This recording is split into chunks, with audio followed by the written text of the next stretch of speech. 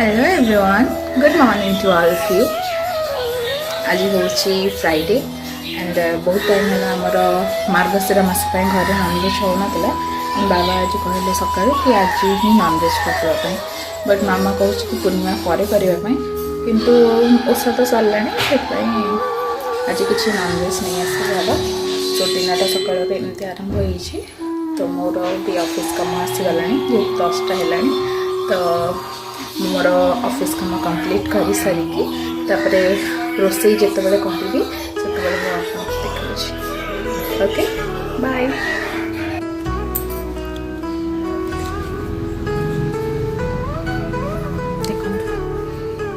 कछु ए कछु अचल ए कचल देखो आज दिया जाइला चिकेन खाइबा सकाळु केनसिजा किंतु से खाऊनी शीत दिने से माने प्राय खाते देख कछु ओई कौटे अनईचो खरा खाऊ बसिक आराम से बसिक खरा खाऊ देखो ये चिकेन दिया जमा टोटली खाइनी ओई कछु ए कछु देखो देखुची आपण मान भल से तो बहुत टाइम रू इच्छा थिला मोर देसी चिकेन खाइबापी तो मो बाबा को कही आगुरी कि बाबा आम जो छाड़ खाई करवा तो देसी चिकेन आनिब तो बाबा सेन सका जाकि देसी चिकेन नहीं आसिले तो मो मामा को कही कि आज चिकेन तरकारीटा मु करी कहीं प्राय टाइम मामा रोसई करे मत करने को टाइम हुए तो आज मु करी कौन पाइना टिके अलग प्रोसेस रे करी मैरिनेशन करे सब बेले मु किंतु दही सोरिष तेल आउ जहाँ मसला आमर पड़े अदा रसुन बटा एगुड़ाक सब देकी मैरिनेशन करिदिए किंतु मुझे अलग प्रोसेस रे करी भाविली कौन पाइना ये प्रोसेस मुझे भी ट्राए कर तरकारी टेस्टा बहुत भल आसे तो देखुं कौन कौन सब जिनस नौची टे काजू भी ऐड कर आज यूजुअल आपन जहाँ भी नियंती सेटा ही नौची किंतु तेल रे को भाजी देला परे भाजिला परे यार जो पेस्टा तैयारी हुए मैरिनेशन पे सेटा बहुत भल रहे एंड बहुत टेस्टी लगे आपन के ट्राए करके देखिए बहुत बढ़िया लगे तो ये सब मु भाजबा को बसई देली एथरे किछि नहीं धनिया पत्र पियाज टमाटो सुखिला लंका किछिटा तापरे काजू जीरा पानमधुरी धनिया ये सब जिनस ही देकी भाजी देली तो लुण हलदी पकईकि भलसे आम भाजी दबा भाजी हो गला जिते तार पानीटा बाहरी जाए ना से मसलार टेक्सचरटा भी टिके भल हो जाए एंड मैरिनेशन बेले बहुत बढ़िया लगे और तरकारी जिते हम सेटा भी बहुत टेस्ट लगे तो एबे आम मसला भी प्रस्तुत करदबा अलग जहाँ चिकेन प्रस्तुति दरकार से तो आपण मैंने जानी कौन कौन पड़े तो मुझे जिनस तैयारी कर दौची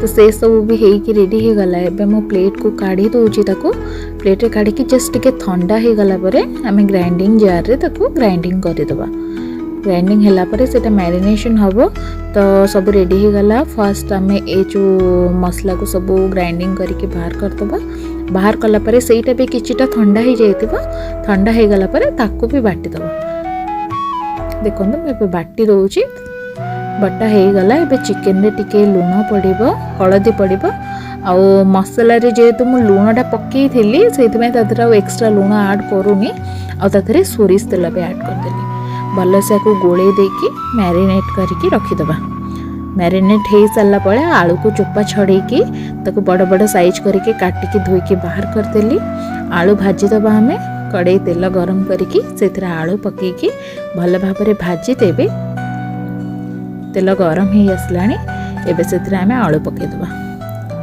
तो आलू को लाल लाल करके भाजी सारिबा परे तापर आम अलग तैयारी करिबो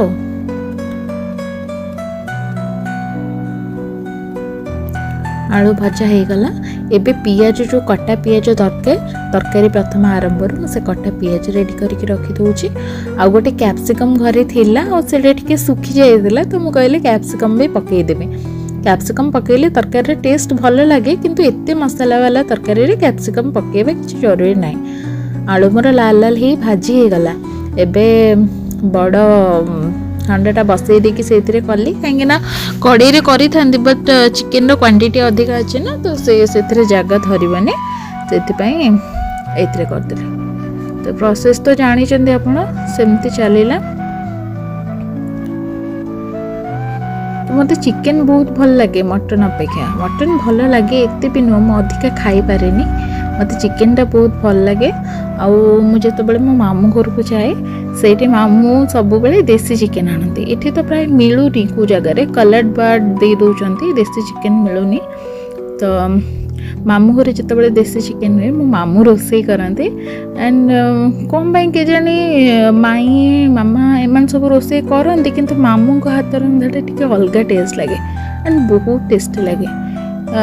ଏଇଟା ବୋଧେ ହେଇଗଲାଣି 2 ବର୍ଷ 3 ବର୍ଷ ହେଲା ମୋ ମାମୁଁ ଘରକୁ ଯାଉନି, ମାନେ ଯାଇପାରୁନି କି ମାମୁଁଙ୍କ ହାତ ରନ୍ଧା ଖାଇପାରୁନି। ଆଉ ଯେତେବେଳେ ମୁଁ ଯାଉଛି ସେଇଟା କିଛି ପୂଜା ଟାଇମ୍ ହେଇଥାଉଛି, ଆଣ୍ଡ ସେ ଟାଇମ୍ରେ ଘରେ କିଛି ନନଭେଜ୍ ହିଁ ହେଉନି। ତ ମାମୁଁ କରନ୍ତି, ବହୁତ ବଢ଼ିଆ ଲାଗେ। ତାଙ୍କ ପାଖକୁ ସବୁ ଯୋଗାଡ଼ ଦେଇଥିଲେ, ସେ ବସିକି ରୋଷେଇ କରନ୍ତି। ଆଣ୍ଡ ଯେତେବେଳେ ବଢ଼ା ହେବ ତାର ଯେଉଁ ବାସ୍ନା ଆସେ, ମୋତେ ବହୁତ ଭଲ ଲାଗେ। ତ ଏବେ ଭାବିଲି, ମୁଁ କହିଲି ବାବା ଦେଶୀ ଚିକେନ୍ ଟିକେ ଆଣିବା, ଆମେ ସେଇ ପ୍ରୋସେସ୍ରେ କରିବା। ତ ମାମୁଁ ବି ବହୁତ ଭଲ କରନ୍ତି, କିନ୍ତୁ ସିଏ ସେଥିରେ ନା ମ୍ୟାରିନେସନ୍ କରନ୍ତି ନା କିଛି ବି କରନ୍ତି, ବାଟ୍ ତରକାରୀ ଏତେ ବଢ଼ିଆ ଲାଗେ, ବହୁତ ସୁନ୍ଦର ଲାଗେ। ମେ ବି ମାନେ ଜଣ ଜଣଙ୍କ ହାତ ରନ୍ଧା ବହୁତ ସୁନ୍ଦର ହେଇଥାଏ ନା, ତ ମୋ ମାମୁଁଙ୍କ ହାତ ରନ୍ଧା ବହୁତ ବଢ଼ିଆ। ତାପରେ ସେ ତରକାରୀର ପ୍ରସ୍ତୁତି ଭିତରେ ଦେଖନ୍ତୁ, ମୁଁ ଟିକେ ସାଲାଡ଼ର ରେଡ଼ି କରିଦେଉଛି। ସାଲାଡ଼ ପାମ୍ପଡ଼ ସବୁ ହେଇକି ଛାଡ଼ଖାଇଟା, ଯେହେତୁ ଛାଡ଼ଖାଇ ଟାଇପ୍ର ହେବ, ତ ମୁଁ କହିଲି କାକୁଡ଼ି ଟମାଟୋ ସବୁ ଜିନିଷ ତ ଥିଲା ଆଭେଲେବଲ୍, ତ ଦହି ନେଇ ଆସିଲି, ସାଲାଡ଼ଟାକୁ ବି କରିଦେଲି। ଆଜି ଜିରା ରାଇସ୍ ବି କରିଥିଲି, କାହିଁକିନା ଅରୁଆ ଭାତ ସହିତ ଭଲ ଲାଗେ ତରକାରୀର ଟେଷ୍ଟ, ନନଭେଜ୍ ଗୁଡ଼ାକ ସବୁ। ତ ମୁଁ କହିଲି ଜିରା ରାଇସ୍ ନେଇ ଆସିବି, ସେଇଥିରେ କରିଦେବା। ମସଲା କଷି ଗଲାଣି, ସମସ୍ତଙ୍କୁ ପାଣି ଦେଇକି ଆକ୍ଚୁଆଲି ତରକାରୀଟା ଖାଇବାକୁ ବହୁତ ଭଲ ଲାଗେ, କିନ୍ତୁ ମୋତେ ଟିକେ କଷା ଯେଉଁ ହେଇଥାଏ, କଷା ବାହାର କଲେ ମୁଁ ସେଇଟା ଗରମ ଭାତରେ ବି ଖାଇଦିଏ। ଆଣ୍ଡ ମୋତେ ବହୁତ ଇଚ୍ଛା ହେଉଥିଲା କି କଷା ଲଗେଇ ତରକାରୀ ଖାଇବି। ଆଣ୍ଡ କଷା ବି ପ୍ରସ୍ତୁତ ହେଇ ଆସିଲାଣି, ସେଥିରେ ଆଳୁ ବି ପକାଯାଇଛି। ମୁଁ ସେ ଭିଡ଼ିଓଟା ସ୍କିପ୍ ହେଇଯାଇଛି, ଏତେ ଆଉ ଲକ୍ଷ୍ୟ ରହୁନଥିଲା ଏକୁଟିଆ ରୋଷେଇ କରିକି ଏସବୁ କରିବା ପାଇଁ। ତ ମୁଁ ଆଳୁ ବି ଚେକ୍ କରୁଥିଲି, ଆଳୁ ବି ସିଝି ଆସିଲାଣି, ପାଣି ଦିଆ ହେଇଯିବ।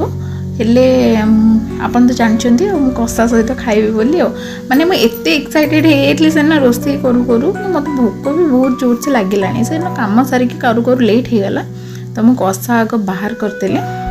କଷା ଆଗ ବାହାର କରିସାରିଲା ପରେ ସେପଟେ ପାଣି ଉଷୁମ କରିକି ରଖିଦେଇଥିଲି, ଗରମ ପାଣି ଦେଇଦେଲେ ଟିକେ ଜଲ୍ଦି ଫୁଟିଯିବ ତରକାରୀଟା, ଆଣ୍ଡ ଭଲ ରହିବ ଥଣ୍ଡା ପାଣି ଦେବା ଅପେକ୍ଷା। ତ ଗରମ ପାଣି ବସେଇ ଦେଇଥିଲି, ସେଇ ପାଣିଟାକୁ ଦେଇଦେଲି ଫୁଟିବା ପାଇଁ ଦେଇଦେଲି, ଯେ ତାକୁ ତା ଉପରେ ମୋର ଆଉ ନଜର ନାହିଁ। ତାପରେ ଯେଉଁ ଗରମ ମସଲା ପଡ଼ିବ, ଧନିଆ ପତ୍ର, ସେ କାମଟା ମମି ଉପରେ ଦେଇକି ମୁଁ ବସି ପଡ଼ିଲି ଆଗ ଖାଇବା ପାଇଁ।